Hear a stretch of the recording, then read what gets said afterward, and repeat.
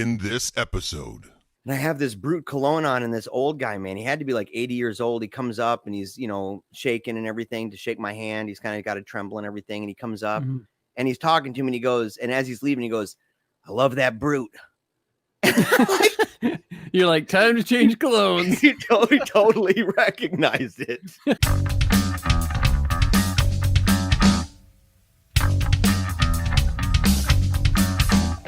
Welcome. You're listening to Paleo Cheese Podcast, episode 18.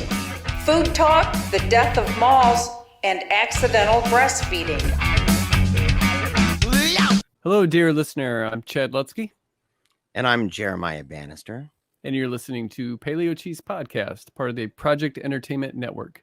We're the podcast where a seasoned horror veteran holds the white-knuckled hand of a horror newbie as they explore the genre together, film by film. And tonight, Jeremiah, we're just hanging out, man. Dude, I know it's been a minute since it's just been the two of us. We've had a whole bunch of awesome guests, though.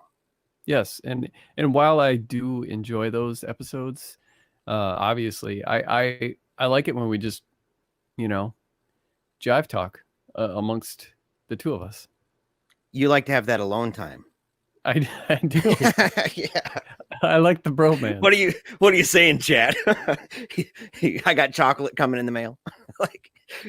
Yeah. Chocolate and flowers. Like one of those. Do you remember the singing telegrams? Do you remember those things? I mean, I never received one, but yeah, I know what you're talking about. Really, dude? You never received one? No. That's a bummer. I didn't either. I just, but yeah, no, yeah, you're not alone. But dude, there used to be. I remember back in the day because we're both from Battle Creek, man. So I can say this. Maybe people can relate. But there used to be this commercial for the singing telegram, and it was so terrible. But it was like it would just be stuck in your mind because they had like a belly dancer and I think a leprechaun or something, and it was like all these different people, shapes and sizes, man, and they did the jingle, like a certain jingle that went along with the shtick, and what they were doing and all that. And I've wanted to go back and see if those commercials have somehow been preserved online, and I could never find it, dude. It bummed me out. It's like Dirk McJerk. He was a local hero in Battle Creek in these commercials, and he dressed up really stupid and he was rude and everything. And I thought, I have a picture of him signed and everything from Dirk McJerk, and nowhere. It's like he just never existed. It's a dude, real I bummer. remember none of that. You don't remember Dirk McJerk?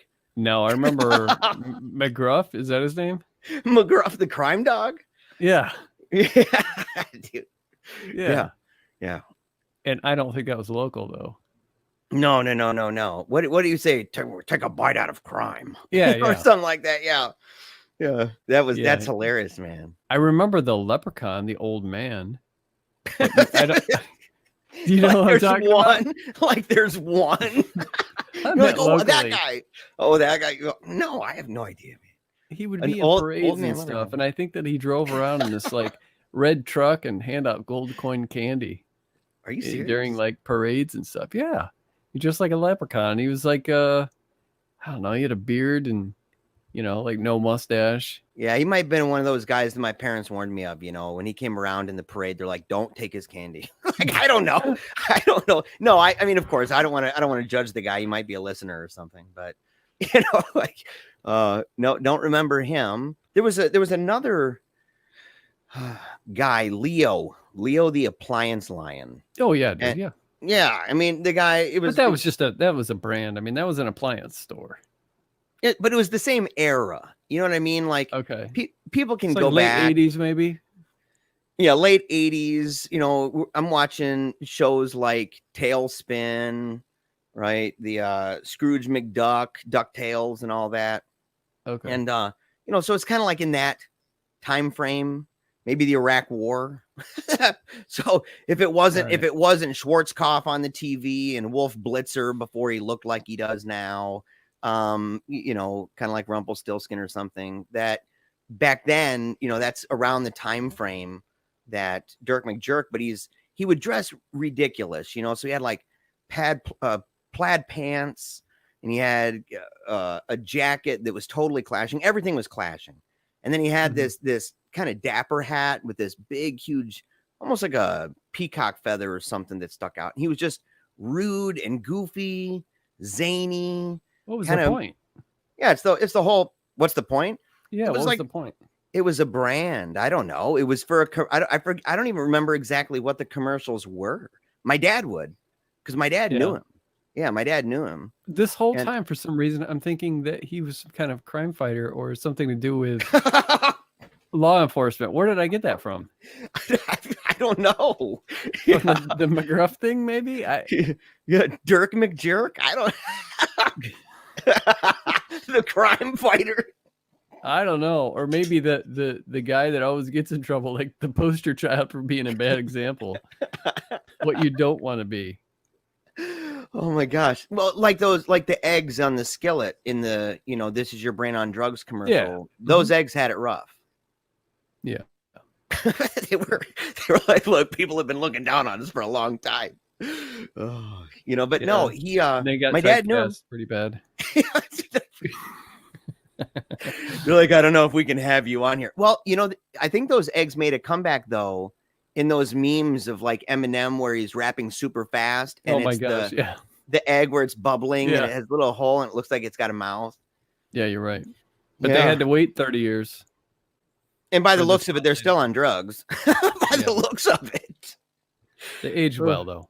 Yeah, they did. They aged really well. But what even how did this even come up? I don't know, man. How did we get here? You started it. I don't know. Oh no. Oh yeah, but dude, it's weird because it's really cool to be able to sit down and just talk, man, and just have a good time. Because we thought about it. We were kind of going back and trying to figure out when we were putting the channel together to reach that 100, and we have.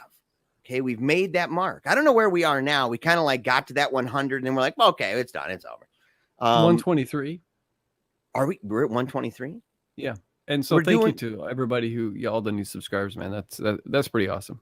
After we should have some. We should have yes, dude. And your post, I mean, let's be real, dude. Your post is what did it. I went all in, man. I made this video. You were there. You saw it. Yeah, I mean, it was kind of a cool video, actually. That helped. Mm-hmm. Yeah, it helped. I mean, we got like 2 or 3 live stream thing. Yeah, a little live stream.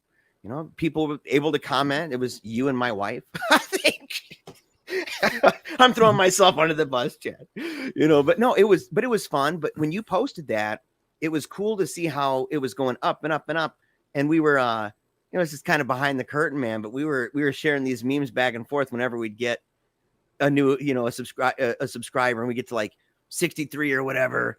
And we'd go ahead and we'd share that. And of course, 69, you shared terrible things. Oh, no. No, you did not. You're like, we're both waiting for that exact moment. Like, oh, yeah, who's going to get to it first? No, not at all. But it was really cool, man. And it kind of hovered for a minute. And then you were saying it like went up and then we lost a bunch for some reason all of a sudden. Well, yeah, we lost like 3 or 6, I think. But I think that's because somebody mentioned recently about YouTube cleaning up like non-existent accounts or something for subscribers. So maybe if you've got like I don't know what it is, a non-active account, which is kind of weird because it's like, well, if it's non-active, how did they just become subscribers? Well, that kind of upsets me a little bit, dude. I want my money back from those Russian bot farms. I mean, that's how we did it. I paid a lot of money for the Russian bots and or maybe we got the subs and then they're like, oh, I didn't know what I was signing up for. I'm not listening to this garbage. And then they bailed real quick. they went right for the Rooster One, dude. Is what it was. Yeah. And they're like, I don't know if I trust a guy whose gaydar is so broken as Chad's. I don't think I can. I don't think I can keep watching. Oh my goodness. Yeah. If people don't know what that's about, you got to go watch that Rooster. And we got playlists now. People can check out our playlist, and they should. You can find it at youtube.com/paleocheese with a Z and or with a Z. Okay. So, yeah. Did you hear is it Michael David Wilson? Yeah. What do you say? I always get it mixed up with David Michael. Anybody who's got 2 first names, Yeah. You know, Well, it's kind of technically he's got 3 first names. Wilson. I mean, he could. Wilson, yeah. Yeah. So Michael David Wilson. Okay. And I feel badly. I'll have to edit that one. You know, Michael David Wilson, when he was saying, you know, X, Y, and Z. And he said that. And I was like, oh yeah, you're definitely not American. You know? Yeah. Well, Yeah. that's French, isn't it? It's British, dude. I mean, that's Queen's English stuff, man. I think it's French too. I think that's how they say Z. Is it? Yeah. Yeah. I believe so. You know, I should know that. I took French. Yeah, so did I. And I can still recite my alphabet. I think. I haven't tried in a while, but it's funny. You know, I took French because, you know, they offered Spanish or French in high school. And so I was like, well, I'm going to take French. Don't the chicks, isn't that what they did? Is the French language and stuff? Paris and all that stuff. So it was an easy answer for me. Wow. What a dumb, I am, you know, several years later out of high school, and I have yet to meet, with the exception of some Canadian friends I have who speak English. I have yet to, in real life, like out on the street, in the wild, run into anyone where, any opportunity to use French. Even if I did, I was horrible in that class. But my point is, it's such a horrible language to teach in high school. I don't know if they're still doing that, but Spanish, I mean, you can really benefit from that, man. I think the Spanish language is really cool anyway. The women are beautiful. Yeah, not to put down the French, but, you know, beautiful women, great food, neat culture, and there are people all over speaking Spanish. It's not often you're walking around Battle Creek and someone's like, parlez-vous français? That's not common? No. Yeah, but dude, you know how many people are ordering French fries? Yeah. It's constant, dude. I mean, look at them. You can see it. You're like, I know you're ordering French fries. I don't think they're French. The origin of those aren't even French, are they? Are you serious? I think. Yes, of course. Yeah. Oh. I heard they have bad food over there. I wouldn't be surprised, dude. I think weren't we talking? Was it with Wilson again, man, about the food over there in England and how terrible that food was? I don't know. It maybe it wasn't. No. Yes, in England, dude. No. It was a different. It was a different podcast. France. Oh. Yeah, they're just a stone throw away from each other. Listen to you. It was a different podcast. You sound like such a whore. Yeah. You can't even remember who you were in bed with. Dude, even funnier, dude. It was by myself. Oh no. Yeah. No. I was talking because I've had European, it was British, right? So I mean, maybe Europeans wouldn't like me lumping it all in together. Okay. Although they can say American food, and that's made up of a wide variety. But dude, British food, bro, it's another level of terrible. Like I cannot even, you don't even know, dude. It's, so you go over there and you just think, there. I've never been there. Yeah. And yeah, I went over there. We were there for a Make-A-Wish trip. My daughter, she wanted to go see the Doctor Who museum. Rest in peace, by the way. It's gone. Pre-COVID, right? So I mean, it was gone for other reasons. They had it in Cardiff, Wales, kind of in this place that as you're getting there, you don't know. It's around by a port, and so you've got these areas where you might have a bunch of a specific kind of material, and then another area with a bunch of that, and so it kind of gives the feel. When you go by junkyards and stuff or recycling places, and they've got areas where it's reserved for a specific kind of material, like maybe metal, and over here's the plastics and stuff. Okay. It's kind of what it felt like, dude. It was a weird, funky place to have a cool museum like this. It's just very strange. But anyway, so we were over there. It's a very strange description. Dude, yeah, I don't know how else to explain it, man. I mean, I don't live near a big port or anything. Maybe there's people who would have a better way of describing that. But the thing is, we go and we're 3 days in London, 2 days in Cardiff, Wales, and then another 2 days back in London. And right away, we're like, oh, let's go get some food. And so we go, and my palate's pretty, I can deal with almost any food. I think sea urchin is something that sucks to me. Like I don't want to eat that ever again. When I ate sea urchin, I was very offended by the texture. I said, "Oh no!" I think I spit it out. It was so gross. I can't do that. But basically, anything else, anything, squid, octopus, I don't care, right? Yeah, I don't like octopus. Oh yeah, dude.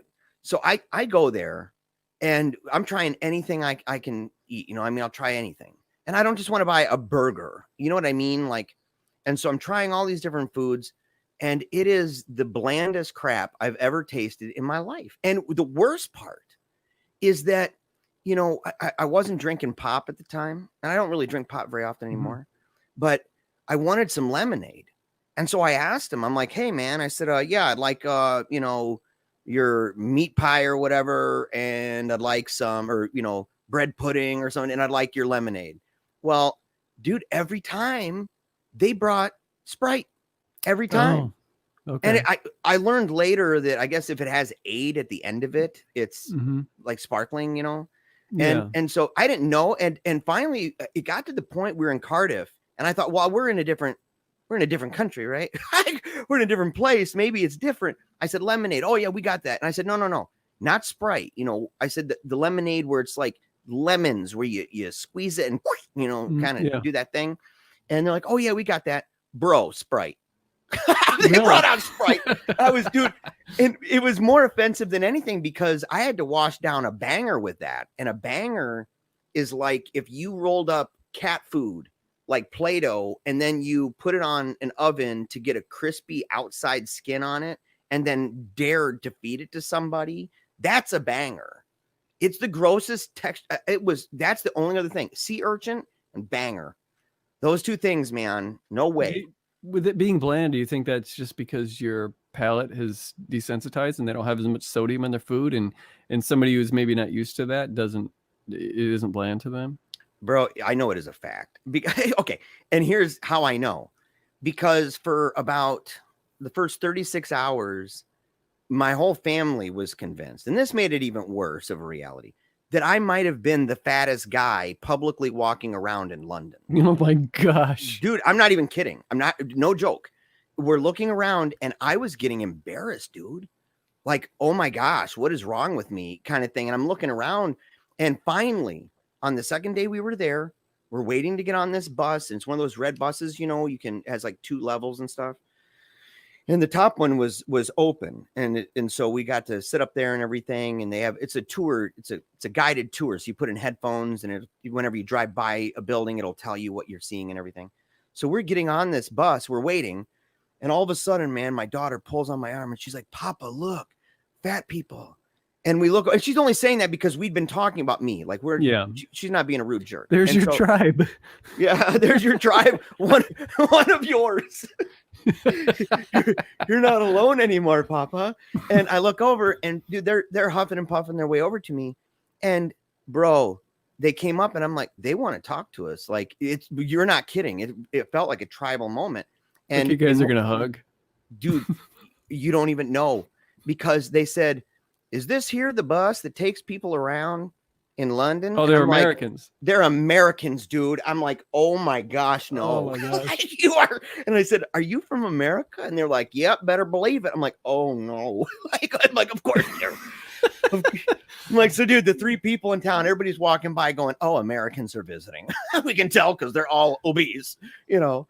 So, wow. So their food doesn't have, you know, as much sugar and sodium or flavor, good taste, or the food really is bad to them, and that's why they don't weigh a lot, because they don't eat. Yeah. Yeah, that's how they do it. Like, how do you stay so fit? Like, oh, we make terrible. It makes stuff. me wonder how everybody's got a McDonald's, but it makes me wonder how busy they are over there. You know, dude, they did have one. And then basically I started after a couple of days seeing more people, you know, with my struggles and stuff.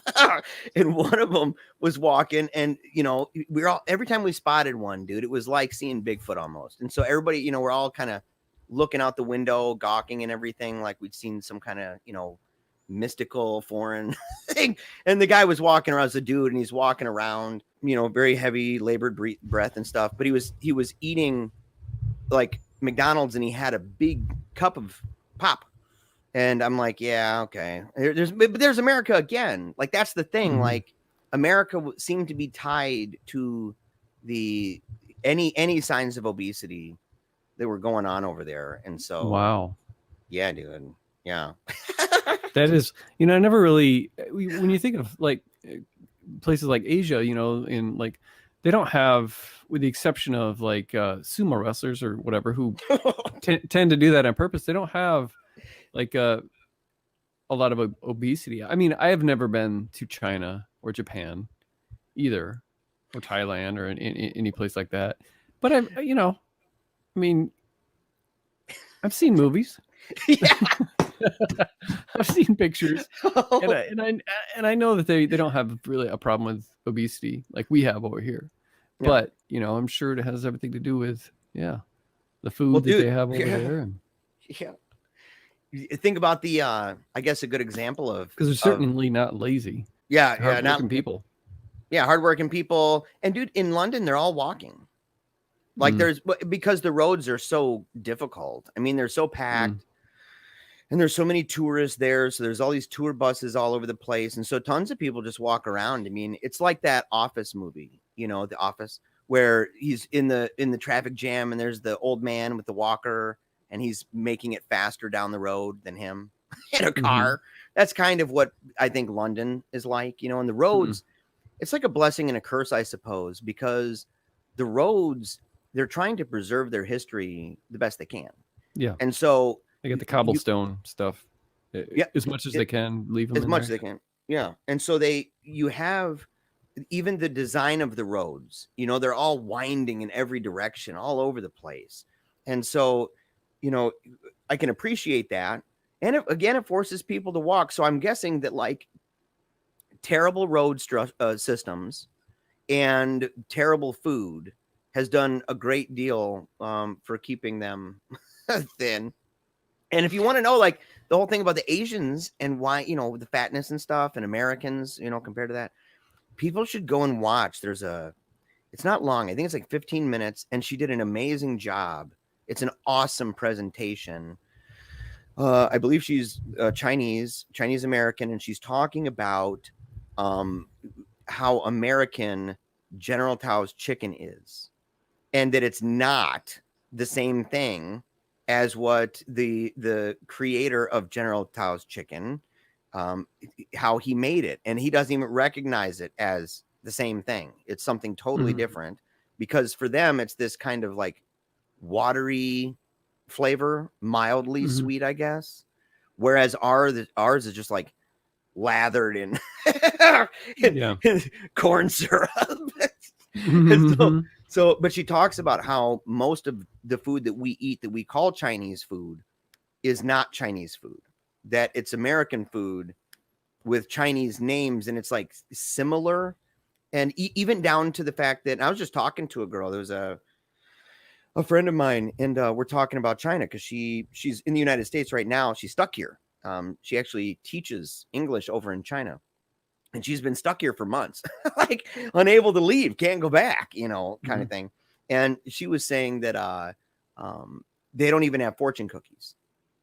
That's not Chinese. That's an American thing. The idea of a fortune cookie to them is like, what? That's interesting. Yeah. They here in town they've got I love it, man. I love the fact that they have at least two Chinese markets here, where you walk in and everything is just, if you want to make them, I mean, most of the stuff you look at and you're like, if I bought this, I wouldn't even know how to prepare it. Never even seen this thing in my life, this sauce or this type of noodle or whatever.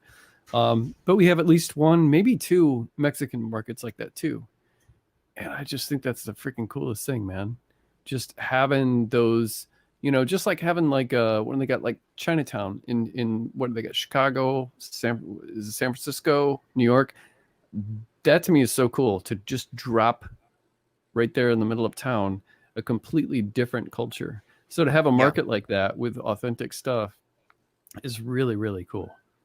I've been to that part of town in New York, eating food there. Yeah. Right? I've been to the Israeli quarters too, where it's like a a lot of Jewish people there, stores, you Mhm. know, with all that. And so I think I actually have a yarmulke. I have a couple, I think, that I Yeah. got from back then, and I have a silver necklace that has some Hebrew lettering on it. I think it means l'chaim, which means to life.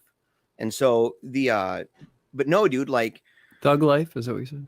yeah, thug life, yeah, thug life in Hebrew. I just picture this thick silver chain bling around your neck with the Star of David that has Oh my life on it. gosh, yeah, dude. No, and it's funny because I have a Star of David. It says Oh, I know. Shalom. Yeah, I know. You've you've had seen that. it. You've had that for decades. It's an heirloom. Yeah, it was from my great grandfather. Or no, I'm so sorry. My grandfather gave it to my dad, and then my Mhm. dad gave it to me. It's like brass or something, isn't it? Yeah, It's like, yeah. It's or very dark gold. It's No, it's not gold. I believe it's brass. Yeah, yeah. and you don't see brass very often. You know what I mean? Like, Yeah. so it kind of stands out, the coloration of it and everything. But I was going to ask you, have you ever had Mexican candy? I don't know that I have. If I have, it was when I was young. I dude. had some jumping beans one time. Those are Mexican, right? Like the origin of that whole thing. And you're not supposed to eat them. And I didn't know that, and I ate them. They have these little worms inside. I can't remember how it works, but they got these little worms inside. And I thought they were candy. And when I think it was like maybe 3, and I think my grandfather gave them to me, or my mom, I can't remember. And it shot them down, man. Yeah, that can be confusing. I mean, I saw worms at the bottom of this bottle, and I thought it was Kool-Aid or root beer. And oh man, no, I've been to Mexico a couple times, and actually, it's crazy because like they have this. I'm trying to pulparindo, and it's like this chili powder spice on top of, is it a root, like a tree root, but it's like gummy, and you eat it, and it's crazy. We got a big bag of it, and all my family, they all tried it and they all hated it, which was great for me because I loved it. I could eat that stuff all day long. I like all their spiced candy. I watch Nacho Libre where they're eating the corn and it looks like they've got that kind of white cream sauce with chili powder on it, and I'm like, oh, give me some of that. But I have a video online eating a pepper down there. I told them I wanted the hottest thing that they had. I've done that twice. I did it in Mexicali. That's not exactly smart to do while you're traveling, is it? Oh, dude. One, I'm trying to think. It was, oh my gosh, Juarez. So I was in Juarez on the other side of El Paso. And so border cities, both of them. I've never gone into like the heart of Mexico. And so like Juarez and Mexicali. And in both places, I tried super hot food. But the Juarez one, I asked them for the hottest. And they gave me this stuff. They were like, oh, Diablo. And I'm like, oh, that sounds terrible. Yes. That sounds like the devil. Okay. And so it was like habanero, smothered in habanero sauce, cooked and stewed in habanero, wrapped in a habanero. Like, so it was the hottest thing. And I ate it, and I was able to deal with that though. And it might have been that because they had I don't want to say mariachi, because I think mariachi is a specific kind of music, but they had the violin salsa, and they had they were like, dance with me. No, but they were playing music around me and stuff, and while I was eating this food, and they were, very dapper in their clothing. They had kind of the ruffly things in front of the tuxes and stuff. And so I think that helped me deal with that. But in Mexicali, dude, they didn't have any of those amenities. They didn't have anything like that. They just gave me this pepper and said, eat it. And I did. Are you talking about the Mexicali Battle Creek restaurant? Yeah. Okay. Dude, that place, it's funny because Mexicali, I have family that they were missionaries in Mexico and in Spain. And whenever they came to Michigan, they'd always want to eat, some kind of Mexican food. And the first time we brought them out, and they're like, not Taco Bell, that's not Mexican food. So we're like, well, let's go to Chi-Chi's. And they were like, what is it called? Yeah. Dude, yeah. Apparently that means a little something, something. So I said, wow, why would they name it that? And so, I'll let listeners look it up for themselves. But they ate like there. The Mexican Hooters. It is, yeah, but it is without exact, without the literal Hooters walking around. yeah, it's just named that way, you know. And so, but that was okay to them. But then they went to Mexicali, and dude, anytime they came back, they wanted to go there. But I'll tell you what, Mexicali, you should have taken them to, as far as I know, the absolute 100% most authentic place that this town has ever had, which it's not here anymore. It's in Marshall, which is one of these places that people either love it and it's all they want to eat if they do have Mexican, or they absolutely hate it. Like my wife can't stand it. Is Oy Amigos that used to be in Waddles Park. Now it's in Marshall. And when you get the food there, it looks like you might have a heart attack that day because it's just, it's so like greasy. It's like they served it and then they're like, hang on. And then they bring out the vegetable oil and pour it all over everything.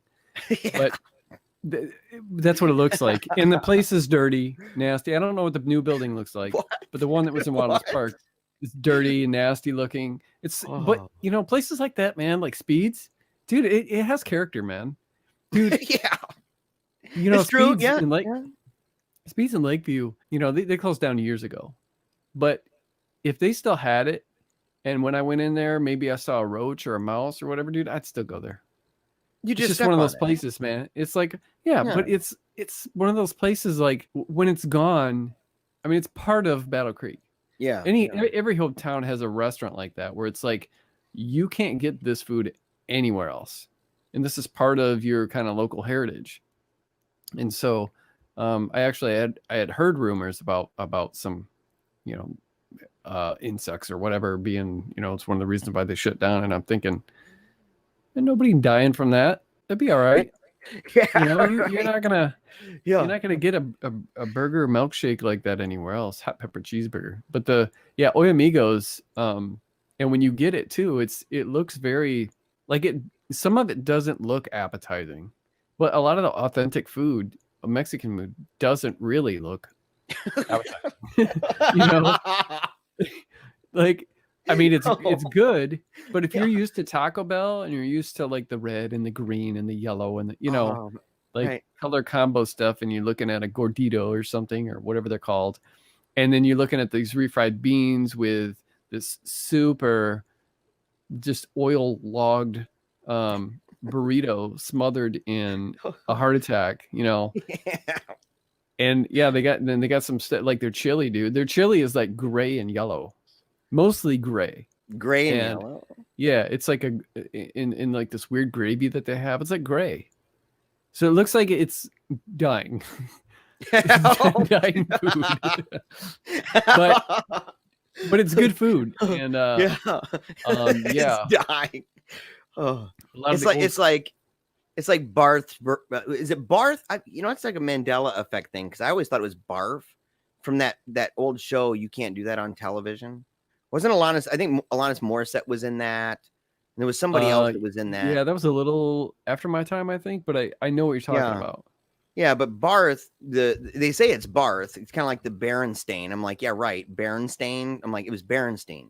But anyway, but Barth, his burger place. You know, I mean, everybody went there every day.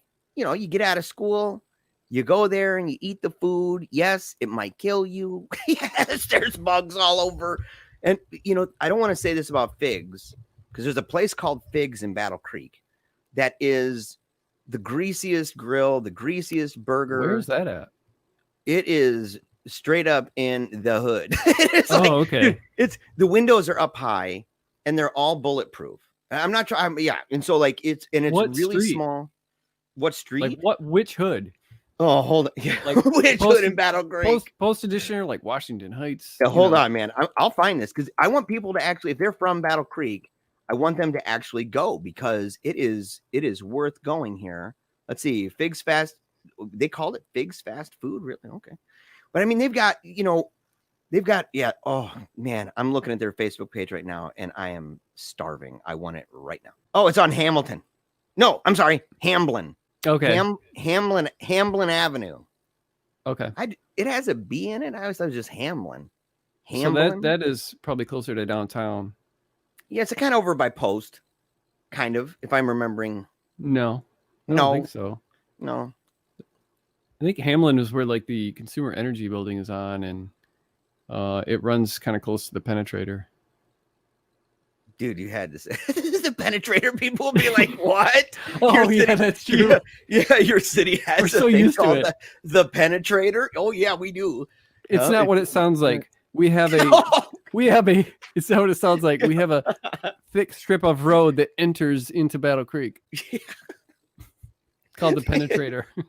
Yeah. It's a highway. Yeah, it ends right in it. Well, I mean, when you think of it like that. But dude, it's so good, man. Yeah, burgers, chicken, fish, hot dogs, and more. And by more, I think they have like gizzards and stuff like that.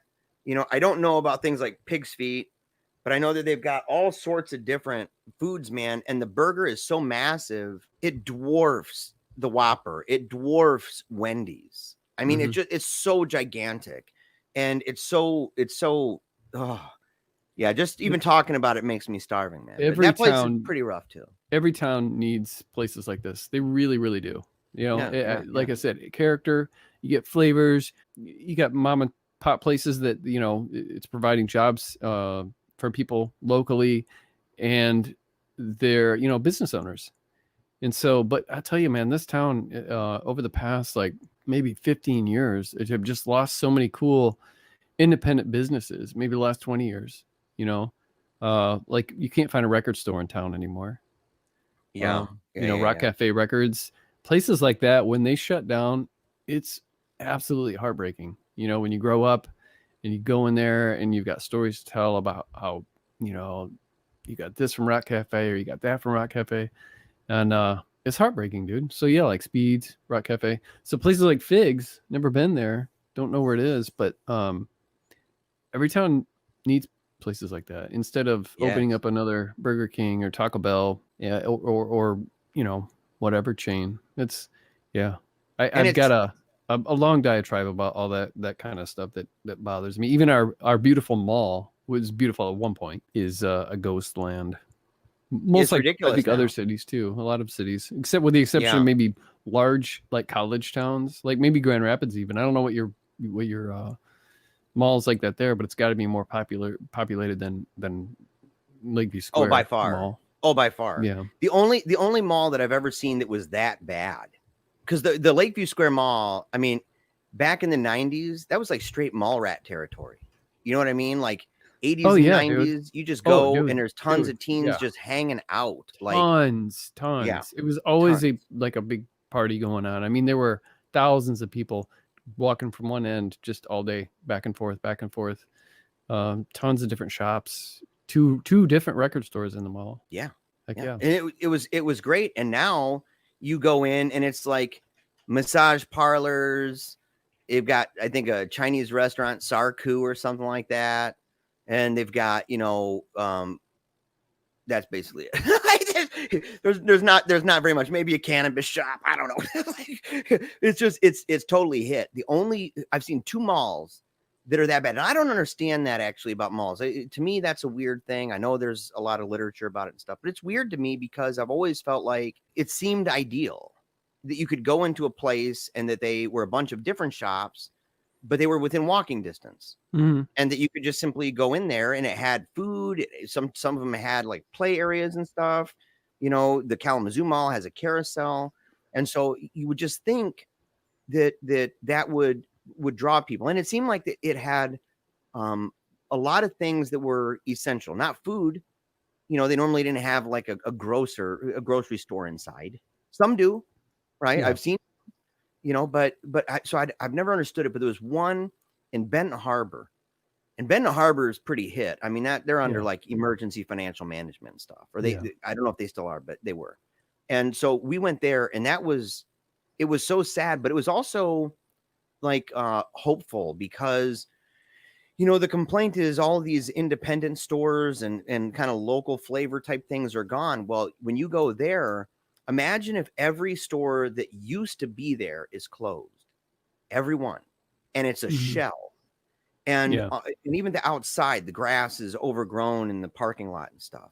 But then as you're walking through the hallway, you're seeing every maybe 5th or 6th little shop is open. So everything else is gated up.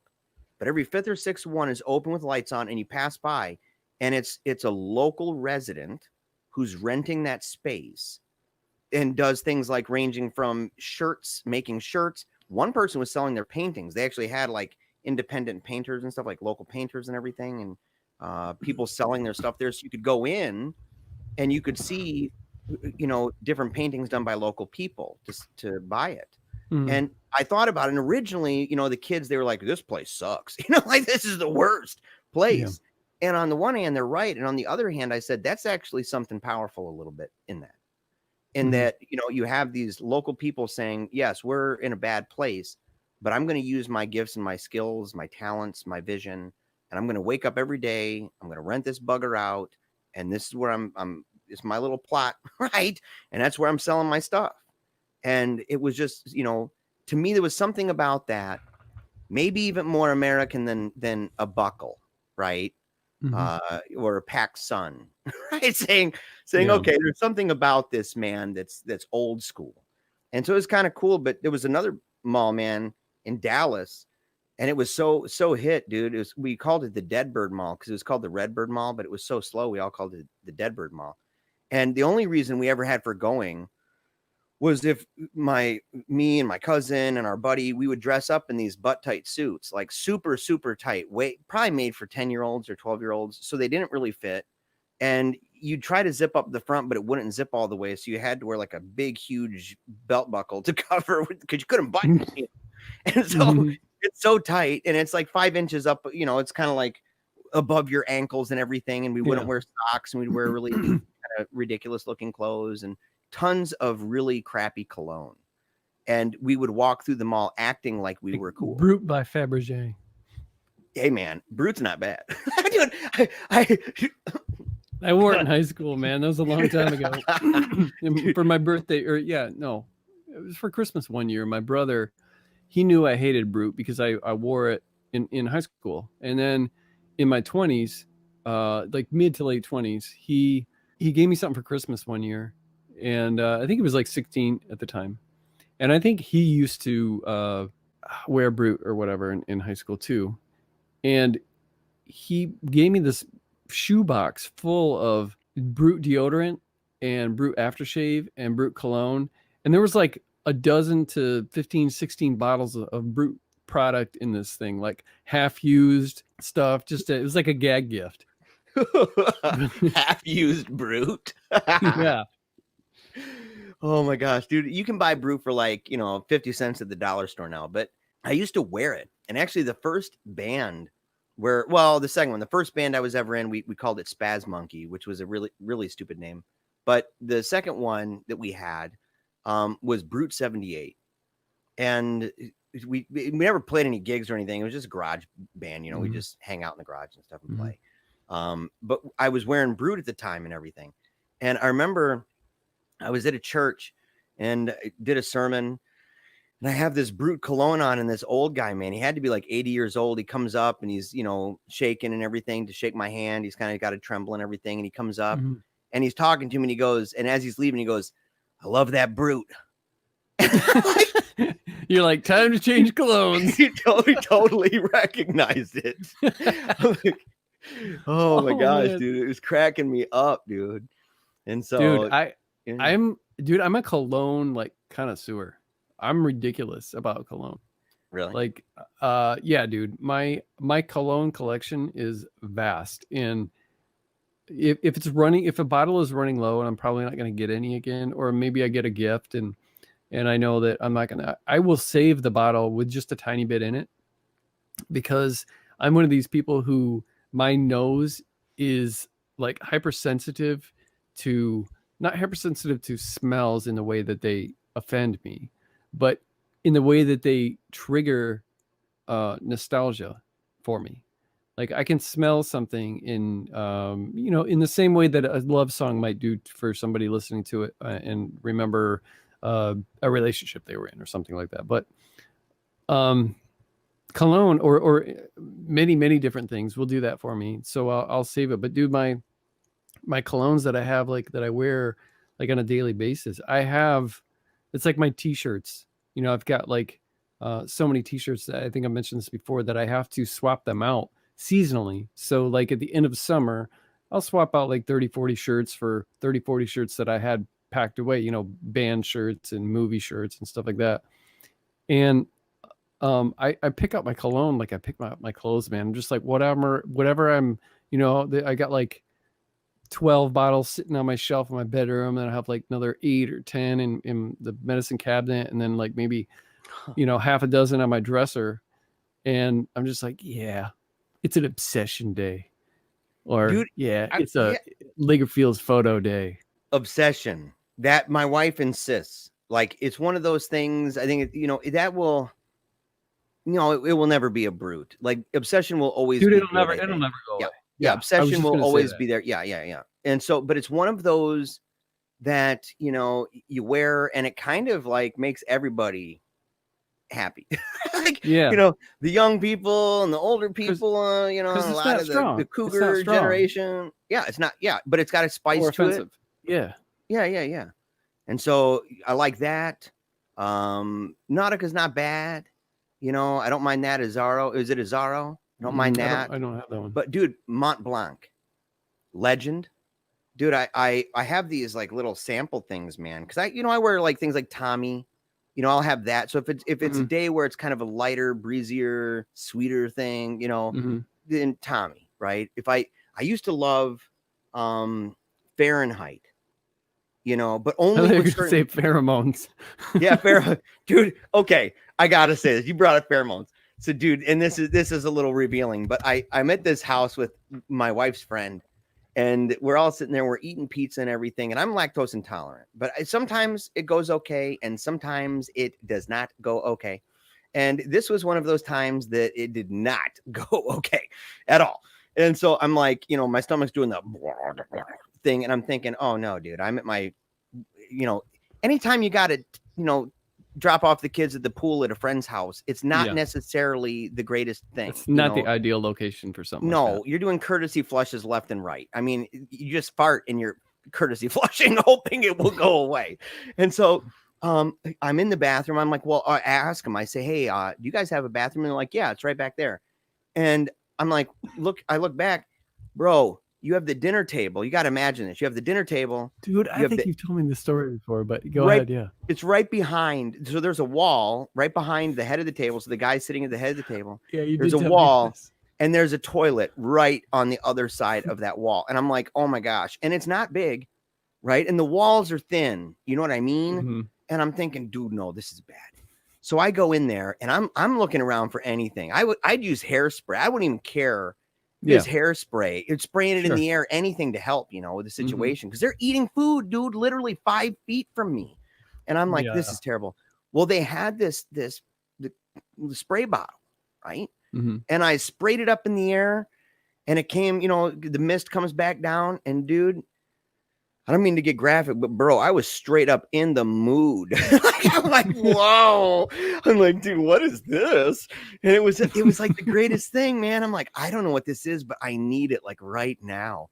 And I walked out and I asked them, and apparently they were with that organization, Pure Romance or whatever. And they told us a lot of things we didn't really need to know. But that was, I bought one. I bought one of those bottles, dude. I walked out with one. It was like straight up pheromones. It was infused. Yeah, it was pheromones, and it had other like essential oil things in there, and I got that, and I also got one that I thought it had pheromones too, dude. And it was, you spray it on your pillow when you go to bed. Mm-hmm. And that one's more earthy. Like that had kind of, I don't know, herbal smells more than kind of fruity or anything like that, That might be. I've got a pillow spray like that too. That's for. It's got like I think lilac and what's the other? What's the one that's supposed to be real chill? I can't remember. They go together, and I can't remember it. But I don't know. Some listeners probably screaming right now, and I can't hear them. But yeah, lavender. Yeah, maybe that's it. Lavender. Yeah, lavender. Yeah. What did I say? I said lilac. I think it's lavender and something else. Oh, it's I think it's eucalyptus and something, but not like the eucalyptus like Halls where it's like it cleans out your sinuses. Yeah, it's a different kind. I think that's what it is. But yeah, you spray it on your pillow. But you said oils. I even wear for cologne. And I don't know if you're supposed to, but I've been doing it for years. But the spiritual sky stuff, and not just the patchouli, but which I don't wear anymore. And What? Lord knows you've doused yourself with gallons over the years. Yeah. No, sandalwood. They make a sandalwood, a really nice smelling sandalwood, because sandalwood can smell kind of like incense. You can get a like a sandalwood incense from somewhere. Yeah. Or a nag champa. And if you're not buying the like original nag champa, like from India, then chances are it's not going to smell great. Yeah. But same goes with like sandalwood. You know, you can buy different brands. It might smell like vanilla, but the spiritual sky sandalwood smells great. I also wear they have a coconut, and I have like 8 or 9 of these different types of things, because I don't know what they smell like. So like once a year, maybe twice a year, I'll order a different scent for spiritual sky, like off from Amazon or something. And so I've got some that I don't particularly like. I think one starts with an F, really funky title, but some of them don't smell good. But the sandalwood and the coconut, and you're not talking frankincense, are you? No. The F one, yeah. But you know what I'm talking about. They used to sell them at Rock Cafe too, spiritual sky oils. Yeah, are they the glass bottle ones? Yeah, or did they stop making the glass bottles? Yeah. And I don't know what they're technically used for, but I use it for cologne. Of course, yeah. Yeah, I do. I use. We have what is it, man? That Young Living, right? So we get it for a diffuser. We have a diffuser at the house and everything, and so. You know, when I really want to get pumped up, you know, I put in some stuff. I want to calm down and chill. And it has different colors and everything. Sometimes people see it in the background here when we're recording it in our old videos. I have it in the background. You know, but my wife got this one. I think it's called Exodus 2. And it's the combination of fragrances and oils from Exodus chapter 2 in the Bible.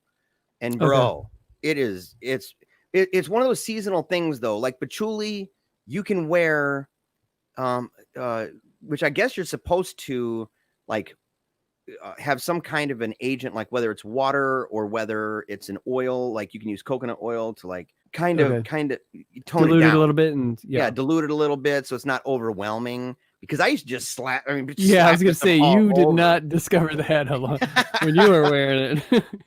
Yeah, dude. Yeah, everybody thought I was covering up drugs. You know, they're like, "Oh, you're wearing." You probably were. Yeah, I was, but you know, you had to out me. I'll out myself.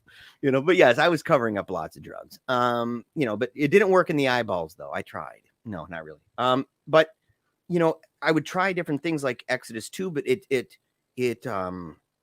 it has kind of almost like a seasonal smell, like something you'd wear for around wintertime and Christmas. You know, it has almost that wintergreen pine like smell too. That's in it. And so that one is more unique for a certain time. I wear frankincense, you know, so I'll mix it up. I like thieves, although I learned this terrible lesson. And I haven't even said this so far, dude. We've been talking for a while. I never even said it. We had a baby, man. Yeah, I thought we were going to announce that early on. Yeah, we had little wolf. Just had a baby like 3-4 days ago. It'll be a week tomorrow. Yeah, Wolfgang Phoenix. Yeah, he came out with a battle axe and a beard down to his belly button. I mean, it was awesome. You know, but so yeah, dude, Wolfgang, dude. I've been with that little guy, that little bugger, man, is totally awesome, totally adorable. Looks like mama. Right? Looks like mama. He's got the skin tone, which is kind of cool because Teresa, you know, he's, by the way, number 6. I mean, we've been cranking out some kids. We're starting a tribe, a small city or village. You know, but the thing is that Teresa, right now, she's the middle one. She's in between. There's two older brothers, and now there's 2 younger brothers. She's like the only girl now. But her skin is much darker. In fact, it's darker than my wife. My wife is half Korean. And so all the other kids, right, look kind of, they don't all look pasty. I mean, Ambrose is a little bit pasty, maybe almost that gray of the chili you're talking about, the Mexican chili. That's like his face, you know. But all the rest of them have kind of olive color skin, you know. Whereas Teresa, when she came out, she was just real dark, almost like a reddish brown. And now it's just this beautiful caramel color skin, really pretty. And Wolfgang, his skin's like that. And when he opens his eyes, man, he's got kind of that similar shape to Teresa's eyes. And so it's going to be really interesting. She's got those, you know, when she smiles, it's little moons, right? And so it's going to be really neat to see kind of the way this plays itself out, you know. And he's a cutie. He's a cutie. Yeah, he's totally awesome, man. And so I've been super busy with that. Yeah. It's changed everything. Yeah, it's changed everything. You know, we're back to that world of, you know, and it's kind of weird being 42 years old and having a newborn. That is weird, right? Yeah. Because it was so long. It was like it was a 9-year or 8-year gap between Teresa and Lucian. So that's a long time, right? And then you have Lucian, and then after that, you go ahead and a year and a half later, bada boom, here's Wolfgang. And so you've got the whole crew there. But it's weird to go through something, even though you've been through it a bunch of times, that the first couple weeks, you know, the baby comes home and the baby just wants milk. Okay, the baby just wants the boobs. And so that's all the baby wants. And while I've had one child that latched on to me, that was a weird experience. Very unsettling. I'm like, whoa. Yeah, it was rough. You know, kind of hurt, dude. Actually, I was like, man, dude, give me some of that cream you put on your nipples. I need that right now. And I have a bunch of hair too that makes it real rough. I'm like, I felt badly for my daughter when she did that, because I'm like, I've got the hairs on the nipple, dude. It's like, you know, I got weird kind of patchy hair, and so I've got the hair around the nipples. It almost looks like if a bunch of daddy long legs got trapped beneath my nipple and their legs all stuck out, right? That's what it is. Just they're long, they're dark, and they're wispy. There's hardly any of them. And it just kind of looks stupid and stuff. And so that'd be just not a pleasant experience for my daughter either. But with Wolfgang, you know, you hold him and you don't have what he wants.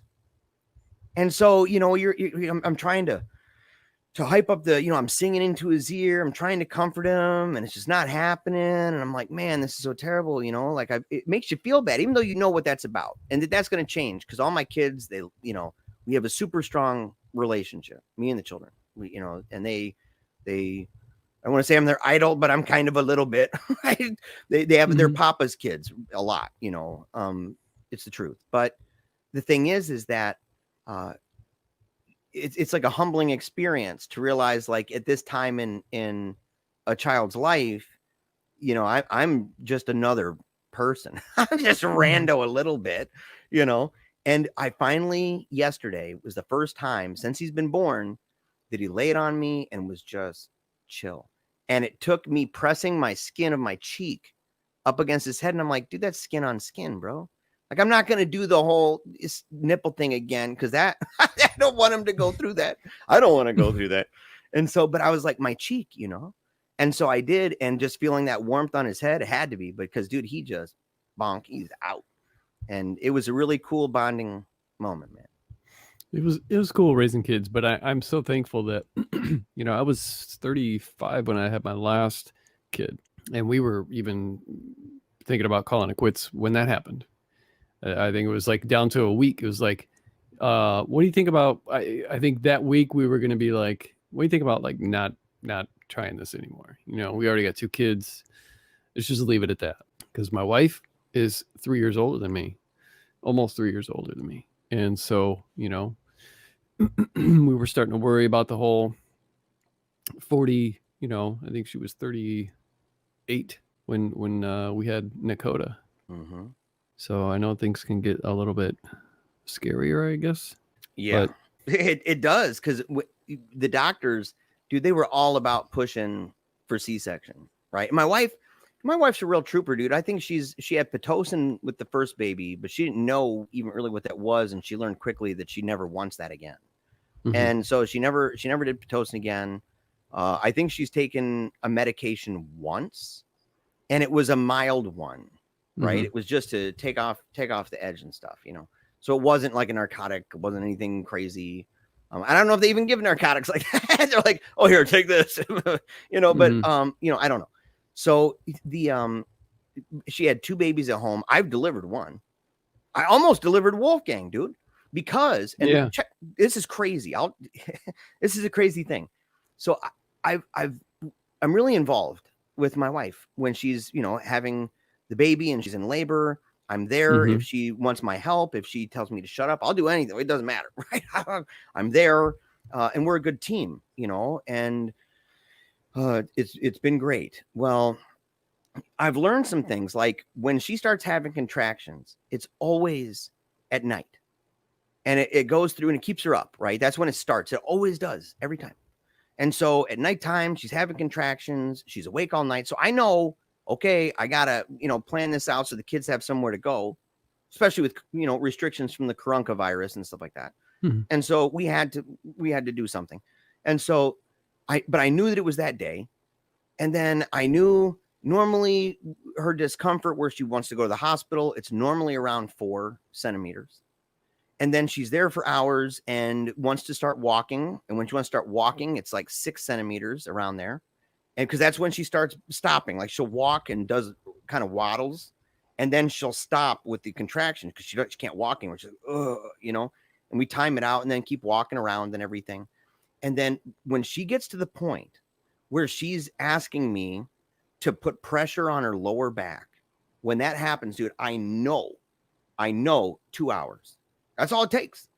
And she normally goes in the bath, a hot tub, with the jets and stuff. And then she comes out and bada boom, bada bing, there's a baby. And that's the way it works. And so this time she gets to the point, I tell the doctors this, dude. And they're like, well, everybody's different. I'm like, I know. Yeah, okay. And so they get to the point where she's asking me to push on her back. And I look up at the clock and it's 8 o'clock. And it's a lot of back pain this time. And it was different, right? And he came out, he had a what's called a persistent right umbilical vein, which is a weird thing, dude. And there can be, in fact, complications, man. Like we actually have to have a sonogram to figure that out, man. And they have to see about central nervous system and everything, but he's physically otherwise fine. So that's kind of the last thing. And in 76% of the cases, it's isolated. So they don't believe there's a problem. Statistically, it's not likely, but 24%, but that's all the different possibilities combined. And so it's pretty low. That there's a problem. It doesn't seem to be, but so she's pushing and she's like in lots of pain, more than normal. And she wonders if it's because of her age, actually, that's impacting. Yeah. She even asked for nitrous this time. So she was kind of blown out, which was an interesting experience to be with my wife. And she's like reaching for me and her arms moving around like it's drunk, right? It was kind of like, you don't want to laugh, but you're also, you're trying to be supportive. And you're like, I'm right here, grabbing the arm and putting where she wants and stuff and helping out. But she's like, I feel like I got to push. It's so bad, the pressure. And so I called the doctors in and they said, oh, it's 6 centimeters. And I'm thinking, no way. Like, if that's true, this is not going to go good because that'd be like hours. And I'm thinking, this is not good. Well, they leave. And long story short, dude, I started noticing some stuff, some visual signs that make it like, no, there's a baby right here. And I walk out and I said, yeah, she needs to push this baby out right now. And they didn't really they're like, oh, we were just in there. Right. So they come in, it's like 20 minutes goes by. They come in, woman checks, dude, and her eyeball, it's like deer in headlights, bro. And she races to the phone and she's texting real quick. And I'm sitting there staring, watching this, dude, the whole head is out. and I'm just looking like, and Angela's like, I don't know if I can do this. I'm like, it's already, it's right here, right now. Yeah. Yours comes back and she's staring at this baby's head and she's looking at me and I'm thinking, are you going to do something? Like, are you waiting for me? Give me some gloves, stat. And so the doctor comes rushing in. Oh my gosh. By the time she gets there, the shoulders are almost out. She could reach her fingers by the shoulders there to pull. And so, dude, one push, boom, baby's out. And I looked up at the clock, 9:50. And I was like, less than 2 hours. I said, you called it. I called it, dude, like Babe Ruth, buddy. I said, out of the park, man. My wife is she's just a she's a warrior princess. My wife is she's a warrior princess, dude. She's super tough, super strong, super brave, makes amazing, beautiful babies, and then she always ends up looking like she was never pregnant.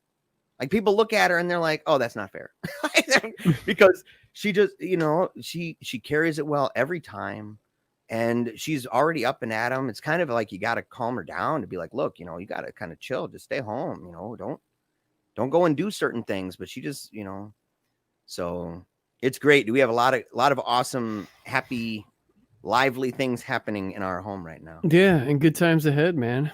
And yeah, congratulations. I'm very happy for you guys. It takes a special someone to raise a family that big. I don't know that I have it in me to do that. But then again, all my kids are like nearly a decade apart, my 3 kids. So it feels like I've been raising kids forever. My youngest is 15. So it's starting to, finally feel like, oh, okay, wow, we're at the end of needing to, care for these creatures after doing it for 30 years. Yeah. So, and then the loneliness sets in. What then? The loneliness? Nah. The loneliness, dude. That's when you're like, sitting at home alone, and you're like, man, I kind of miss yelling at him. Turn down that music. Don't sell that bass guitar. Yeah. No. Yeah. I mean, I miss my kids, but I get to see. I don't get to see my daughter as much, but I get to see Elijah quite often, and his girlfriend, and it's a joy having Dakota here. He's very low maintenance, but yeah, I look at some people that have big families, and I'm like, man, how did you guys do that? Dude, my mom was one of 11. Oh, or having like, or when you find out you're gonna have triplets or something like that, or even just twins. It's like, oh man, because then you've got everything is doubled. The teaching them to do whatever it is you're going to teach them to do, walk, pee in the toilet, changing their diapers, everything is just doubled. So if you're like, you set this baby over here real quick to go grab the wet wipes, you've got another one to watch over. Whew. I get stressed just thinking about it right now. Yeah. See, I don't. It's like anytime now that I'm older, I think maybe it's because now that I'm older too. It's like I think as you age, you kind of lose that like desire, and so I picture you, right? And I'm just like, oh, and then I get kind of like stressed out. It's like, oh man, he might not get as much sleep as me tonight. End up changing some diapers, and there's gonna be kids crying, and it's like, thank God I don't have to do that anymore. But as I was in the middle of it, I never once felt like that. It was never stressful for me ever. Yeah.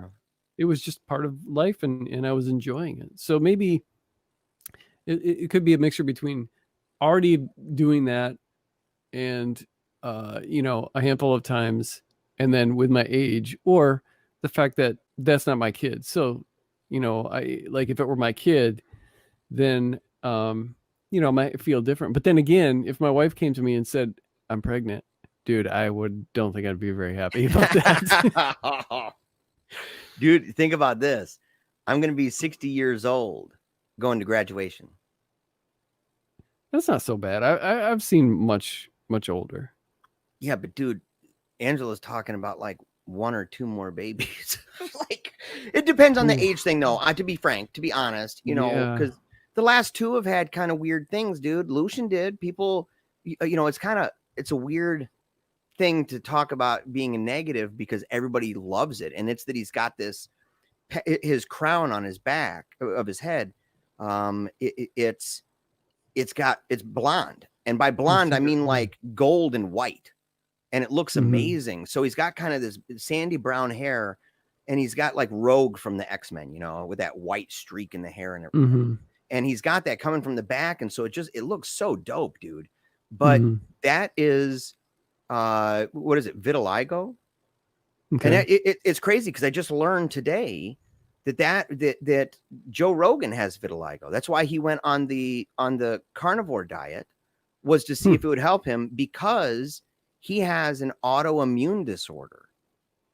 And that's something that Lucian might have. We actually have to monitor, like if he gets sick and the other kids get sick, does he stay sick longer? Is his sickness more intense? Right. And does it last longer? And if it does, they're going to do tests on him and stuff. But he's fine otherwise. You know, and they said normally there's something else physically wrong, but not with Joe Rogan. You know, I don't think there's any other physical anomaly with him. And then with our little guy, you know, with Wolfgang, for him to have, and it's like, I don't know the science behind all that, but the idea that it was like into the left kidney or it was in the wrong kidney, the umbilical cord or whatever. I don't even know how all that works exactly, but it was facing the wrong direction.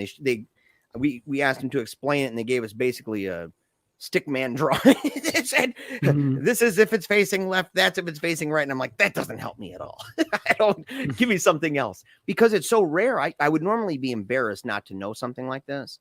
But even our primary care provider, she admitted, she's like, look, honestly, she said she has to do research on it because it's so rare of a situation that, and they're doing studies on the umbilical cord and stuff, but they said everything else looks perfectly fine. His vision's fine, his hearing's fine. And those are two things that can be actually a problem. So we're doing good, man. And, you know, I'll tell you, you know, you were saying congratulations about this, but there's a congratulations to go to you because you've been having something pretty dope, a pretty big deal that's going on that you're able to talk about because this show is not going to air until after it happens. Yeah. I can talk. I can't talk about the big deal. Yeah, the big. Okay, but I can talk about the thing that's giving birth to the big deal. I guess we'll say that. Yeah.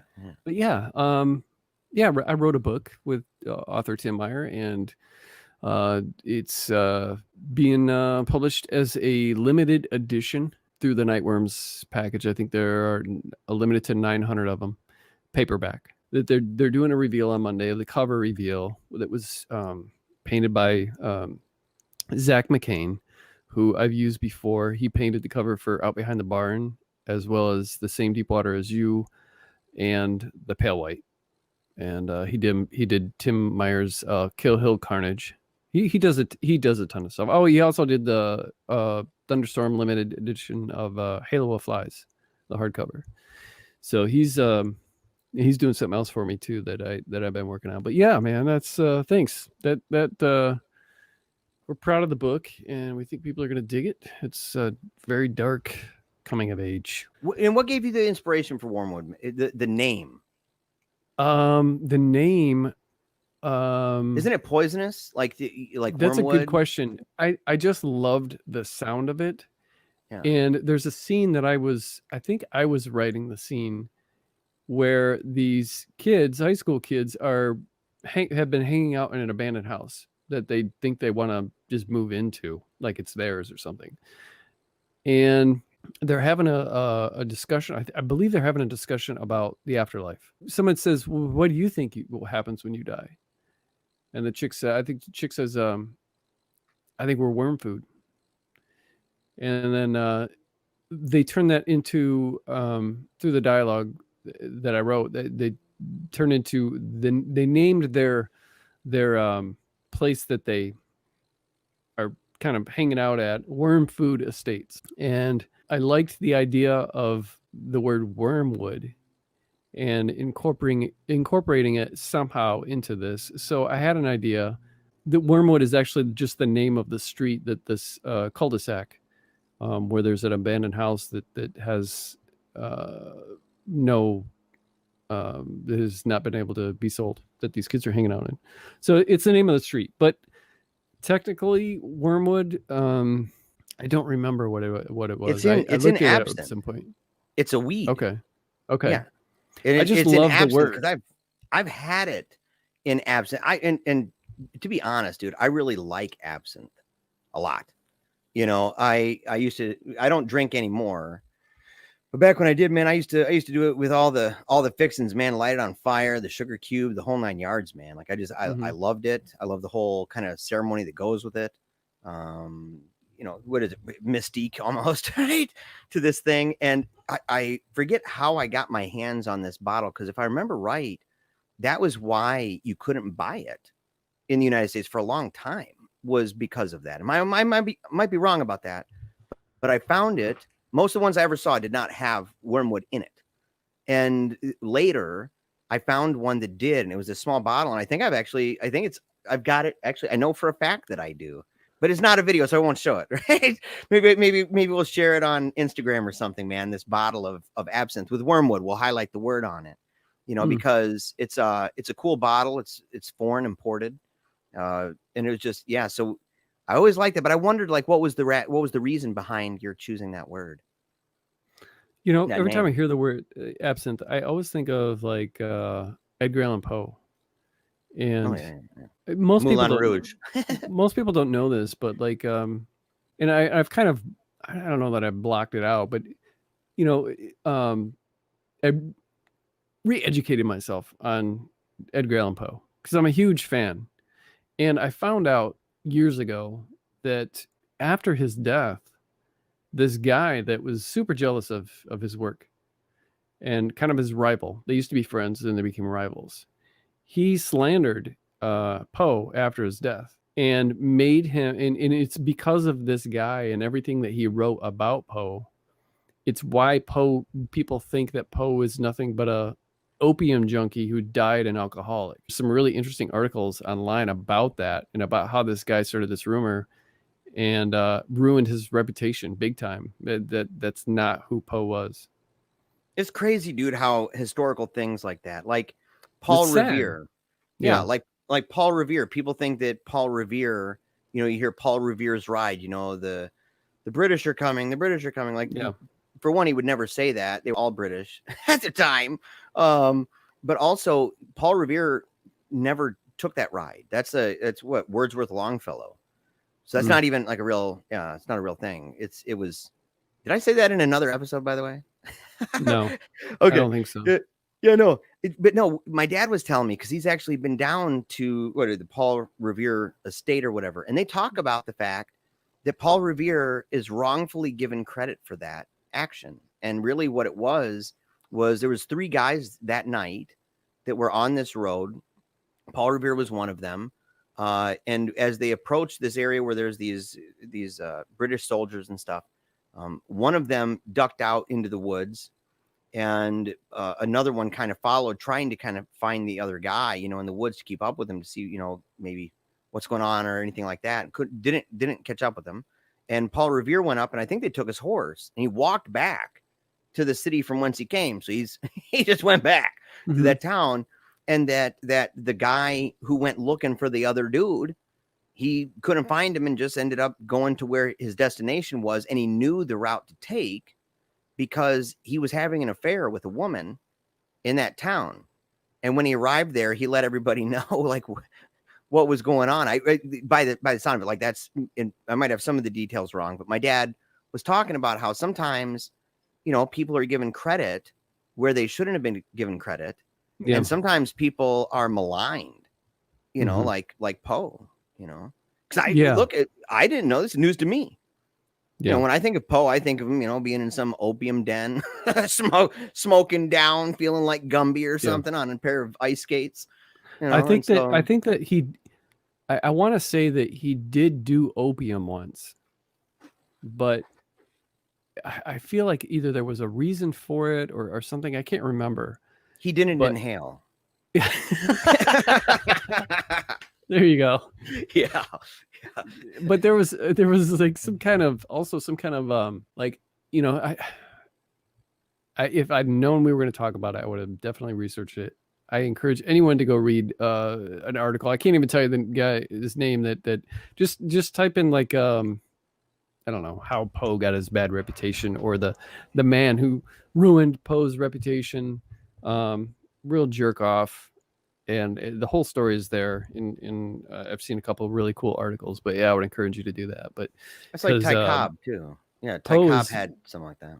From what I understand, he was a cool dude, and not how he was portrayed by this jealous rival of his, ex-friend of his. But yeah, so Welcome, or thanks for listening to the show about nothing.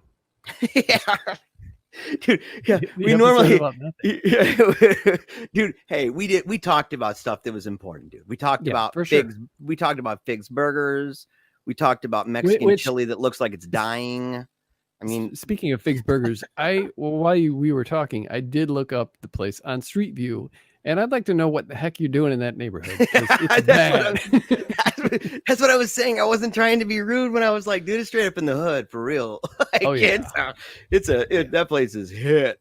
But but great guys. They've been there since I was a kid. You know, because my dad, he told me we got to go get Figs Burgers. I'm like, what are you talking about? You know, and we went, and that became like that place and OT's Up and Smoke Barbecue. Like those two places in Battle Creek are like OT's on East staples. Michigan and what is it? Not Elm Street, Union? Are you talking about that? Yeah. OT? Yeah, dude. Dude, that hasn't been around for 15, 20 years at least. No? No. Oh, no, wait. OT's, my band played a place called OT's here in town. Is that what you're talking about? No. We played there a couple shows. No, OT's Up and Columbia? Smoke Barbecue. No. No, OT's Up and Smoke Barbecue, man. That guy used to be he worked for the Up at the Smoke. stadium over at no. No, he's the great Bambino dude in the church softball league. That guy was like, you don't want to mess with him. It's like what's that? Casey's a bat or whatever. He's that guy, you know, that just can knock him out of the park left and right. Super tall dude, you know, really great. We actually drove down to St. Louis, my dad and I. We drove down to St. Louis to pick it up, the cooker, because it rolls, and I won't give it away because there's a secret about it. And so it's an interesting thing that we bought, and it was on this rig that had it was kind of exhaust pipes, you know, and he built what looks like almost like a little log cabin, and they roll around all over the place and cook inside of there, but it looks super fancy. It's super cool and just great stuff, man. He's got collard greens, a sweet potato pie. So, I mean, just some of the best okra, you know, just delicious food, man. And so like OT's, Figs, you know, those places, man. You know, I didn't even get to mention that there's a Mexican food place in Dallas. It might not even be around anymore, especially with the coronavirus. Because like with Yelp, they're saying 60% of these small businesses, 60% are listing as we ain't opening again. Yeah. And we're not feeling the brunt of this yet. Like that's going to hit hard. It's devastating. There was a Mexican food place down in Dallas, man. They wouldn't even sell. It was like they transported Mexico for real, because you couldn't even drink the water. You had to get bottled water, and you go to the bathroom, and you know, you sit there and use the bathroom, and you look over, and there's nowhere to wash your hands. And I thought, man, this is really authentic. But the food was just amazing, though, you know. And so little places like that, we talked about that. You know, we didn't get to talk about, you know, what we're watching or anything like that. But honestly, it's okay. Yeah.